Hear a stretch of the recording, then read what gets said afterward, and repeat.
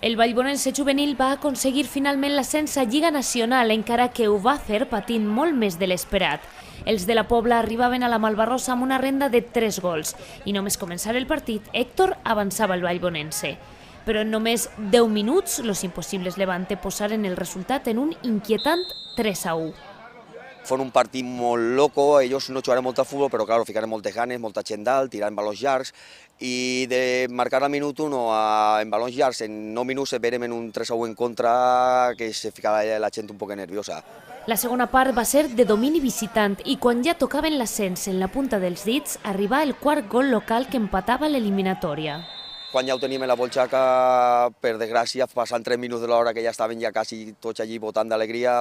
una falta al costat del córner, passant 3 minuts de l'hora ens marcaren el gol de l'empat i ja ens toqué a la pròrroga. Molts nervis en la pròrroga, un gol de qualsevol dels dos equips pràcticament donava l'ansiat ascens, però el marcador no es va moure i arribaria la temuda loteria dels penals.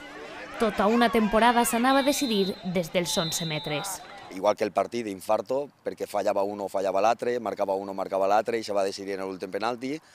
I en l'últim penalti ja el quart que tiraven ells és el que falla i en el quint que ja anava a xutar el de la Pobla, el de nosaltres, allò ja fue la locura perquè ja antes de tirar-lo ja estaven plorant tots per allí, del nerviós, jo no m'aguantava, el meu company se ficava a plorar, jo no podia aguantar-me, quasi ni miraren, però sense voler tirar a mirar el penalti i quan entrava fon això ja l'explosió de locura, tiraren tots en un bot del camp, vamos, espectacular. El porter de la Pobla, Dani Terra, es va erigir en el gran protagonista parant 2 penals i en el quint llançament l'ascens dels juvenils es convertia en realitat. Personalment ara encara que no m'ho crec del tot, però supercontent sobretot per els xiquets perquè s'ho mereixien de totes del treball que han fet i ha sigut una meravella l'equip este. Això també vull agrair-ho a 4 jugadors que estiguen l'any passat amb nosaltres i per a mi jo crec que tinc que recalcar-ho perquè gràcies a ells, que són, vaig a dir dels noms, que són Marc, Agustín, David Corell i Javi Xisbert, que estaven l'any passat amb nosaltres, i vull dir-ho que s'arriba d'ells, que això ha sigut gràcies a ells també, que l'any passat estigueren amb nosaltres i gràcies a ells per l'esforç que feren i el treball que feren en els xiquets, que ells eren en tercer any,